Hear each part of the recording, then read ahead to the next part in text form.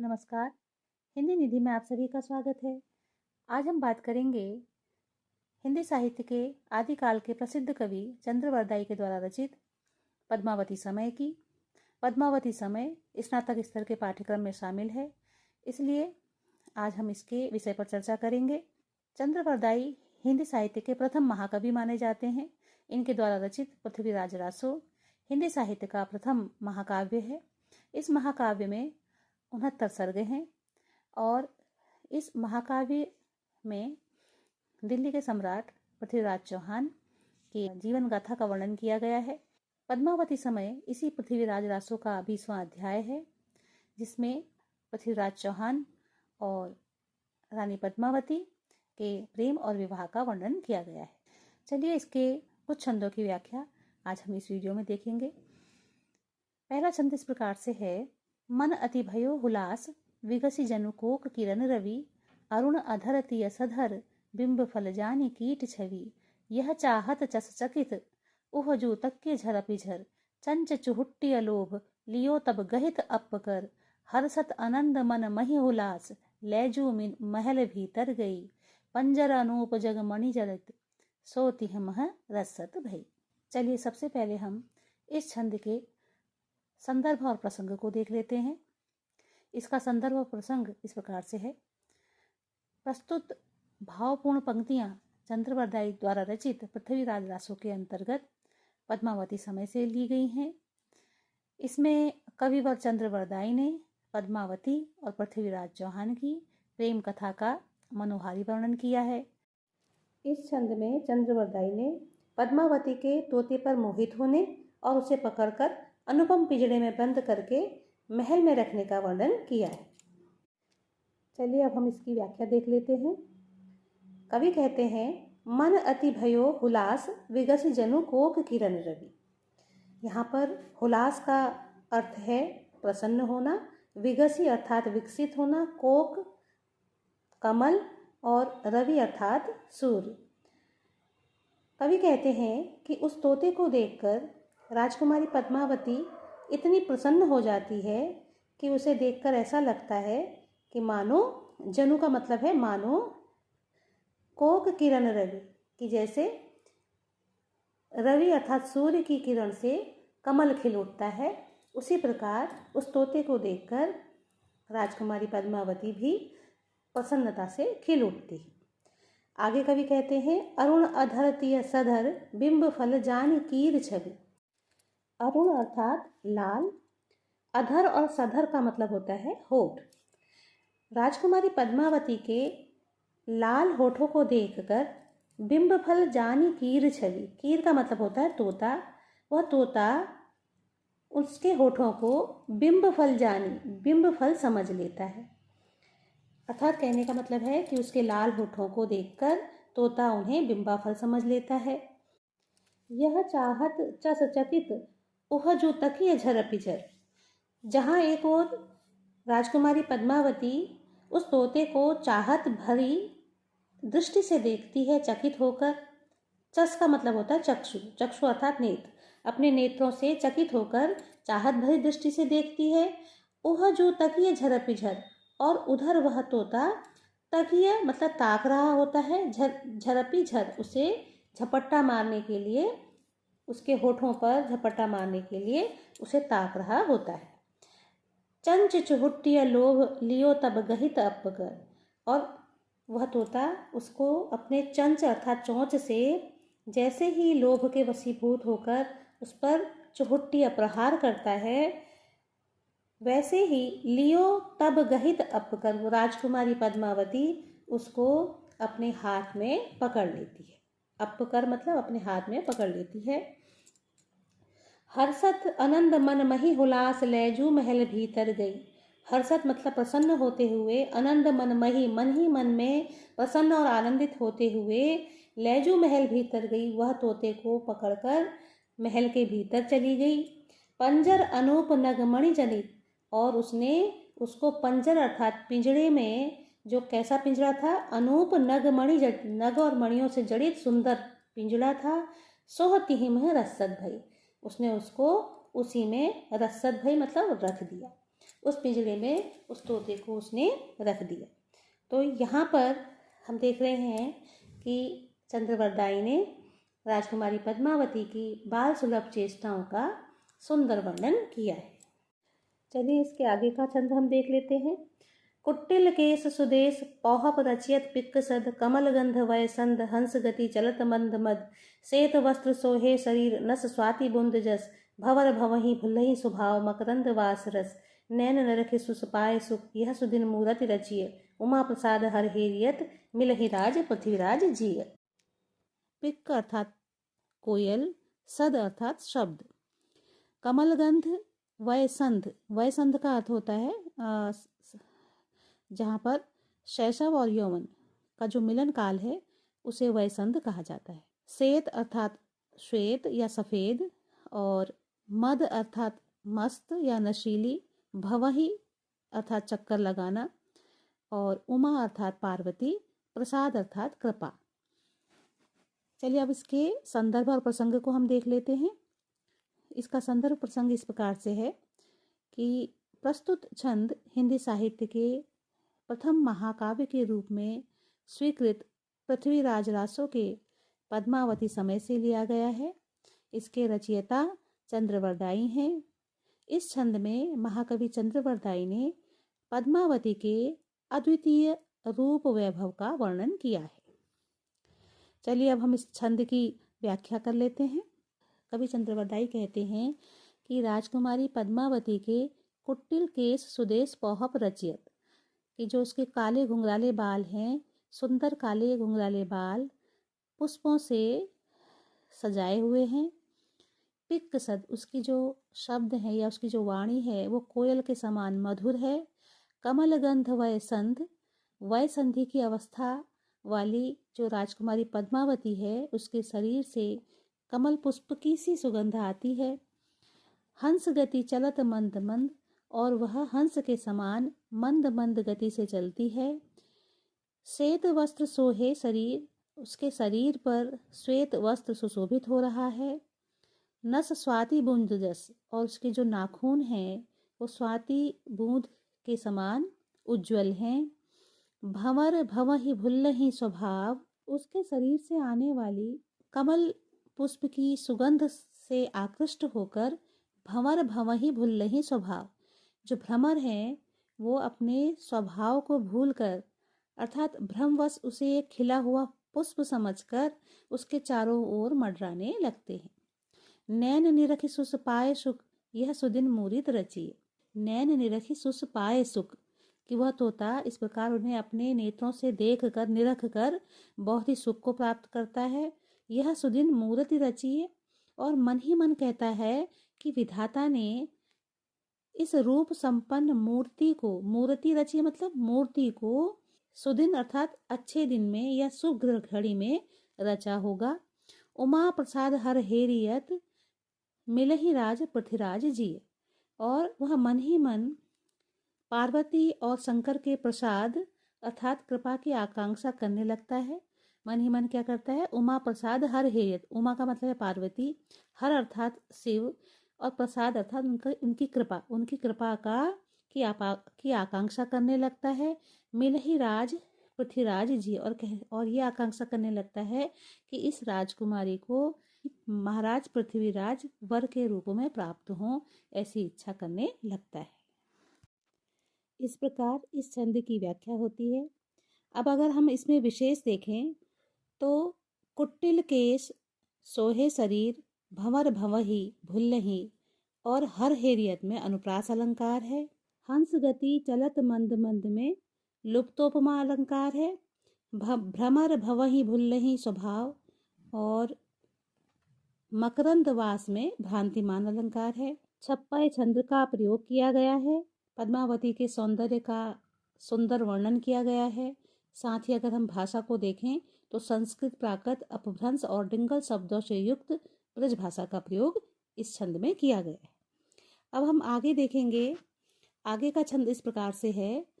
प्रिय पृथ्वीराज नरेश जोग लिसि कग्गर दिन्नो लगुन वरग रचि सरब दिन द्वासस ससी लिन्नो से अरु 11 30 सास संवद परमान जो वित्रिकुल शुद्ध वरनिवर रस्सहु प्राणः दिसंत दिष्ट उच्चरिय वर इक पलक विलंब न करिय अलगार रयन दिन पंचमही ज्यो रुक्मणी कन्हर वरिय। चलिए सबसे पहले इसके कठिन शब्दों के अर्थों को देख लेते हैं। जोग का अर्थ है योग्य, कग्गर अर्थात कागज, दिन्नो अर्थात दिया या देना, लिन्नो का मतलब है लेना, लगुन वर्ग का मतलब है लग्न और कुंडली, सरब अर्थात सभी, द्वादशी शशि अर्थात शुक्ल पक्ष की द्वादशी, सै अरु 1130 का मतलब है 1130 संवत, जोवित्री कुल शुद्ध अर्थात क्षत्रिय का शुद्ध कुल। तो ये कुछ शब्द हैं। इसके अलावा दिसंत का मतलब है देखना, दिष्टि मतलब दृष्टि आंखों से, और अलगार अर्थात अलग अलग, कन्हर अर्थात कृष्ण। तो ये शब्द इसके जो कठिन शब्द हैं इनके अर्थ हैं। अब हम इसके संदर्भ और प्रसंग को देख लेते हैं। संदर्भ पूर्व की भांति ही है कि यह छंद हिंदी साहित्य के आदि महाकाव्य पृथ्वीराज रासो के पद्मावती समय से अवतरित है। इस महाकाव्य की रचना चंद्रवरदाई ने की है। और जब प्रसंग की हम बात करें तो इसका प्रसंग यह है कि इस छप्पा छंद में पद्मावती द्वारा पृथ्वीराज के पास अपने विवाह की तिथि से संबंधित समस्त सूचनाओं से युक्त पत्र भेजने और उन्हें अपने हरण के लिए प्रेरणा देने का वर्णन किया गया है। यहाँ पर मैं स्पष्ट करना चाहूँगी कि जो राजकुमारी पद्मावती है उनके पिता के द्वारा उनका विवाह कुमायूं क्षेत्र के राजा कुमोदमणि से तय किया गया था। लेकिन राजकुमारी पद्मावती तोते के द्वारा राजा पृथ्वीराज चौहान के विषय में सुनकर राजा पृथ्वीराज चौहान से प्रेम करने लगती है और वो चाहती है कि उसका विवाह कुमोदमणि से न होकर पृथ्वीराज चौहान से हो। इसलिए जैसे ही उसके विवाह की तिथि पंडितों के द्वारा तय की जाती है तो वह परेशान हो जाती है और इसीलिए वह एक कागज़ में अपने विवाह की तिथि या उससे संबंधित जो भी जानकारी है उसे लिख कर तोते को देती है और उससे कहती है कि वह तोता उस पत्र को पृथ्वीराज चौहान तक पहुंचाए, जिससे कि पृथ्वीराज चौहान जल्द से जल्द पद्मावती का वरण करने के लिए आ सके। चलिए अब हम इसकी व्याख्या देख लेते हैं। कवि कहते हैं, प्रिय पृथ्वीराज नरेश जोग लिसी कग्गर दीन, कि राजकुमारी पद्मावती ने प्रिय पृथ्वीराज नरेश के लिए यथा योग्य लिखकर, जोग लिसी अर्थात यथा योग्य लिखकर, कग्गर दीनो अर्थात पत्र भेजा, पत्र दिया, लगुन वरग रचि सरब दिन द्वादश शशिलीन, लगुन बरग रचि सरब अर्थात संपूर्ण लग्न कुंडली बनाई, शुक्ल पक्ष की द्वादशी का दिन लिखा, दिन द्वादशी शशिलीनों का मतलब है, शशि का मतलब होता चंद्र, चंद्रमा से जो पक्ष शुरू होता है उसे शुक्ल पक्ष कहते हैं।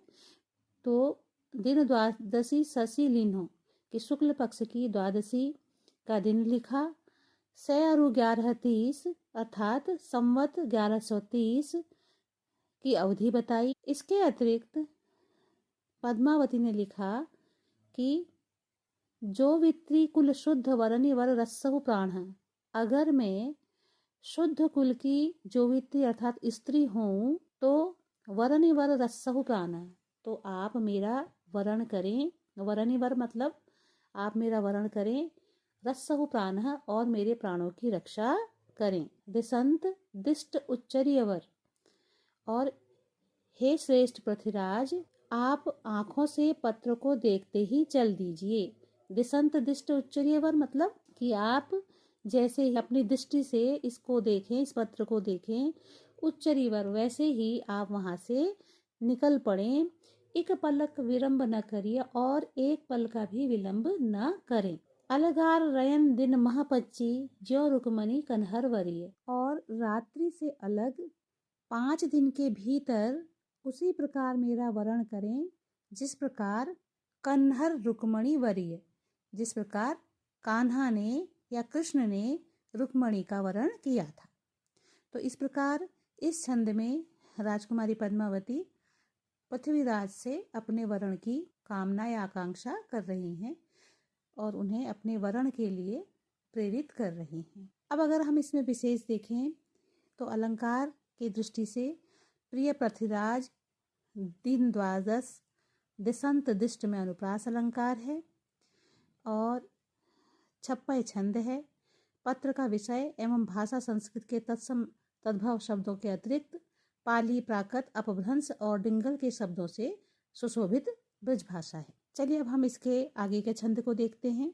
बज्जिय घोर निशान रान चहुआन चहों दिसी सकल सूर सामंत समरि बल जंत्र मंत्र तिसी उठी राज पृथ्वीराज बाग मनु लग वीर नट कढ़त तेग बेग लगत मनु बीजु झट घट थकी रहे सूर कौतिक गिगन रगन मगन भय श्रोणधर हर हरसी वीर जग्गे हुलस हुरव रंगी नवरत्वर। चलिए सबसे पहले हम इसके कठिन शब्दों के अर्थों को देख लेते हैं। बज्जी अर्थात बजने वाला, घोर अर्थात घनघोर या जोर से, रान अर्थात राजा, समरी अर्थात स्मरण करके, जंत्र अर्थात यंत्र विशेष, मंत्र अर्थात मंत्रणा, तिसी अर्थात उसका, मनो अर्थात मन, बीजु अर्थात बिजली या विद्युत, कौतिक का अर्थ है आश्चर्य या कौतूहल, गिगन अर्थात आकाश, जग्गे अर्थात क्रोधित हुए। चलिए अब हम इसके संदर्भ और प्रसंग को देख लेते हैं। संदर्भ और प्रसंग इसी प्रकार से है कि यह छंद हिंदी के प्रथम महाकाव्य के रूप में प्रसिद्ध पृथ्वीराज रासो के पद्मावती समय से लिया गया है। इसके रचयिता चंद्रवरदायी हैं।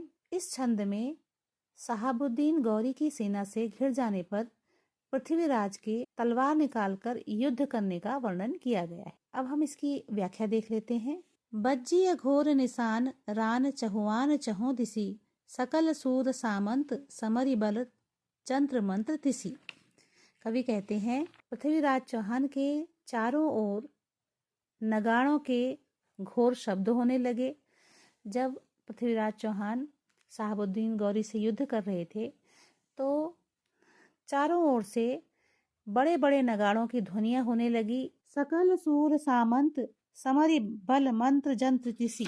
उनके समस्त सूरवीर सामंत उनके बल रूपी यंत्र मंत्र का स्मरण करके युद्ध के लिए उद्यत हुए। उठी राज पृथ्वीराज बाग मनोलग वीर नट। और राजा पृथ्वीराज भी उठकर घोड़े की बागडोर को ऐसे संभालने लगे कि जैसे कोई वीर नट हो। कढ़त तेग बेग लगत बनो बीजु झट घट। और उन्होंने अपनी तलवार इतनी तेजी से लहराई कि जैसे घटाओं के बीच में बिजली चमकती है। अर्थात तलवार को लिए हुए पृथ्वीराज ऐसे सुशोभित हो रहे थे कि जैसे बादलों की घटा में विद्युत चमक उठती है। थकी रहे सूर कौतिक गिगन रगन मगन भई श्रोणधर। कवि कहते हैं कि इस अद्भुत युद्ध को देखकर सूर्य भी गगन में स्थिर रह गए। थकी रहे सूर कौतिक गिगन, कि इस कौतिक को देखकर सूर्य भी गगन में स्थिर रह गए। रगन मगन भई श्रोणधर। और जो धरती है वो श्रोण अर्थात रक्त से लथपथ हो गई। हर हरसी वीर जग्गे हुलस। और वह युद्ध इतना भयानक था कि उसको देखकर ऐसा लगा कि जैसे हर हरसी भगवान शिव भी हर्ष से तांडव नृत्य करने लगे हों और वीर हृदय में प्रसन्न एवं उत्साहित होने लगे। हुरव रंगी नवरत्वर। और उनके अंगों में नवीन रक्त का संचार होने लगा। तो इस प्रकार इस छंद में चंद्रवरदायी ने पृथ्वीराज चौहान के युद्ध कौशल का वर्णन किया है। अलंकार की दृष्टि से अगर हम देखें तो चहुआन चहों सकल सूर सामंत समरी हर हर्षी में अनुप्रास अलंकार है। रगन मगन में ध्वनि साम्य अलंकार है। अद्भुत रस दिखाई पड़ता है। छप्पय छंद है और संस्कृत के तत्सम तद्भव शब्दों के अतिरिक्त पाली प्राकृत अपभ्रंश डिंगल एवं अरबी फारसी के शब्दों से सुशोभित ब्रज भाषा का प्रयोग किया गया है। तो इस प्रकार हमने पद्मावती समय के कुछ महत्वपूर्ण छंदों की व्याख्या इस वीडियो में देखी। मैं आशा करती हूँ कि इस वीडियो के माध्यम से इन छंदों की व्याख्या को समझने में आप समर्थ हो पाएंगे। और अगर ये वीडियो आप सभी को अच्छा लगे तो आप इसे लाइक, शेयर और सब्सक्राइब भी कर सकते हैं। धन्यवाद।